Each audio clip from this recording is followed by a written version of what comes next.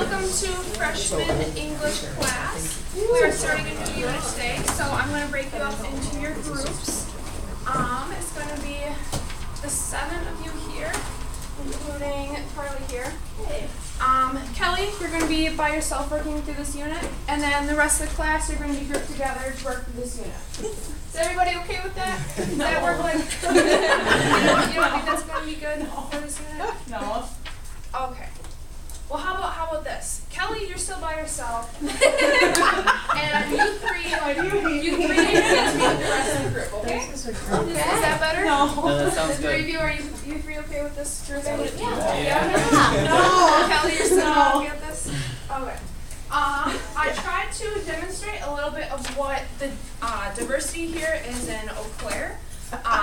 The rest of the class is white, generally speaking. The larger group, the 8 or the 5, was the Asian population here, how it changes from North High School to Memorial High School, how it changes. And then Kelly represented the Black, Native American, and Latino group, the whole population. So congratulations on that. So if you guys want to discuss at your tables today, just a quick 30-second discussion about why different groupings like this, what would we lose if we don't express everyone's different diversity. So if you just want to discuss the main things that we would lose through this.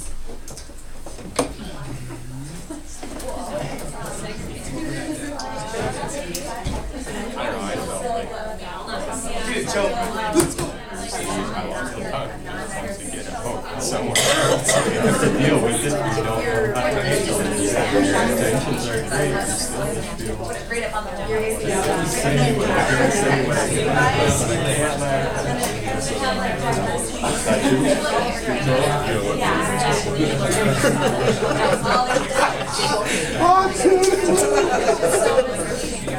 The Joker as they call him.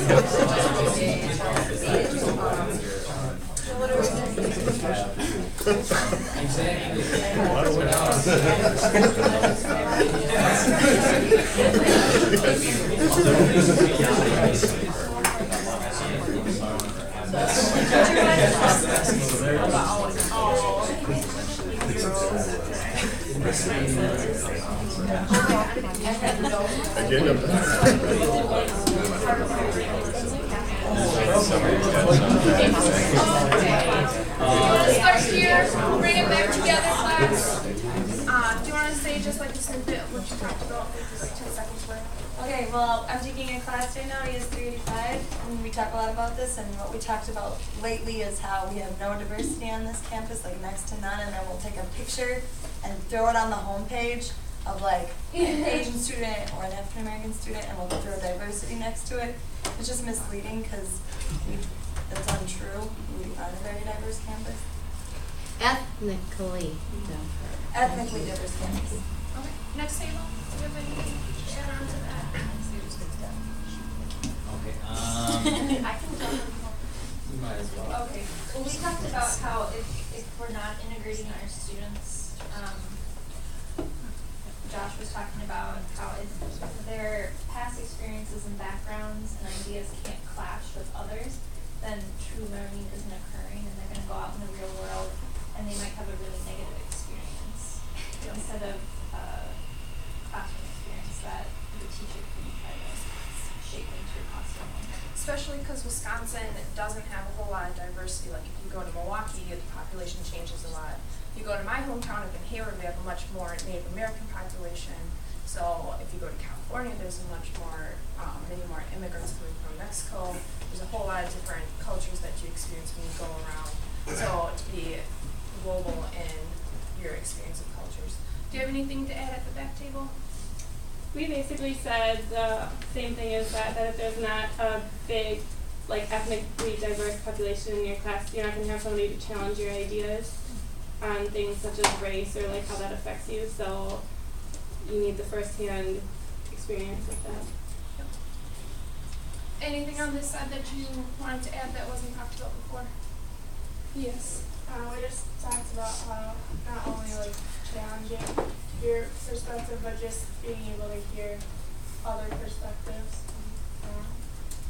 and also being able to identify commonalities between the diversity, so it's not such a like separated bunch of groups that you can like form together as one.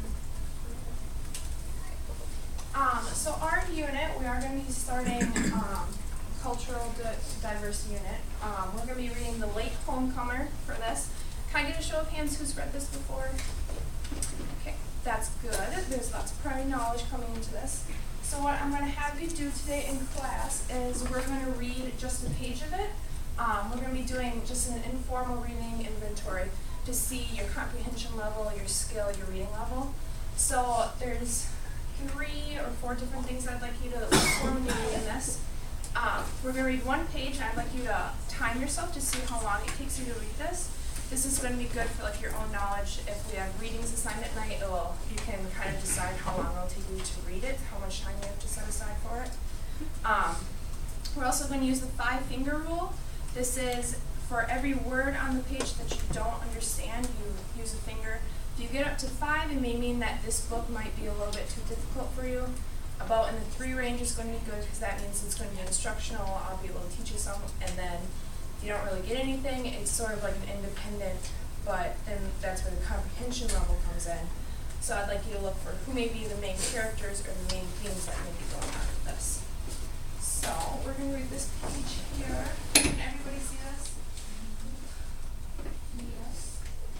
Okay, so if you want to look at the clock, and then when you're done, if you want to put eyes up here so I can see questions. No, I have my fingers ready. Oh, okay. If you want to put your eyes up here so I know that you're done.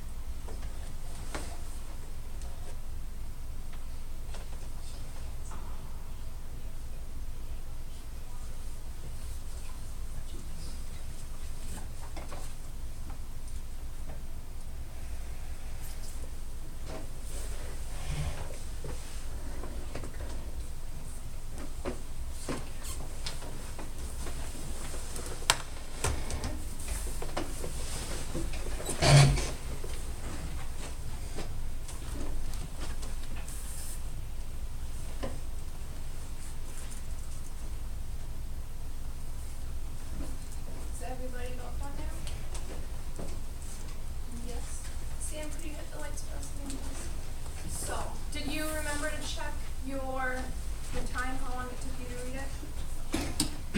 So, if you want to figure, if I assign 30 pages a night, how long, if you figure it's maybe a minute to read a page, then you have 30 minutes that you have to set aside to read this. So, given this one page, can you infer who may be the main character of this? Anybody? Josh? Is it a little girl? Yes, she is a little girl. She's actually the writer of the book. Cordelia Yang. Anybody? And then anybody who might be like secondary characters, can you tell at all? Her sister.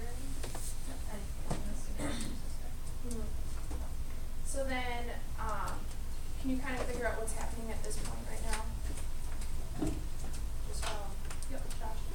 They have just arrived in America off a plane. And what does this paragraph here show? What is she trying to say here? Yep. she's noticing the cultural differences in the lifestyle in Laos and the lifestyle in America. Alright. And what implications might that have for her? Anybody? Just broad implications. Yeah. It might be difficult for her in America if she doesn't understand any of the customs or cultural differences. So then let's go into this a little bit further, how her mom was saying don't look at the couple, but the lady, she smiled, she kind of laughed at her. How does that make a difference there? Just delving into a little bit deeper see. Well, I guess the girl might be seen as kind of an outsider, or kind of a strange person if all of a sudden you're doing something that you consider to be like a normal activity. You look over and you see a little girl staring at you, that might not bode well for her. So what would that mean if we take this beyond just the book and into, like, if we're at the grocery store or something, if we're doing something, what implications does that have our actions, and say we have a little girl who's watching us? Does it make us, like, think twice about what we're doing and how other people may perceive our culture, to be aware of other people's cultures so that we respect theirs? So then, later on in the semester, we'll also be doing, after we finish this, we'll be doing another reading inventory assessment. These are going to be individual instead of like a full group like this one. And I'll sit you down one-on-one and we'll test for your word accuracy, your comprehension level, and your oral rate. So I'll have you do the same thing. I'll have you read a page, and then I'll mark your errors and where you misinterpret words, where you put words wrong or you don't have like a smooth rate. We'll measure the words per minute that you can speak and your comprehension level. There'll be like a short couple comprehension questions that you have to answer, and that will do your comprehension rate. So that'll be coming later in the semester after we're done with this book here. And our next unit we'll sit down and do one-on-ones. But just for today, we're going to be working on this one here. Any questions at all? Okay.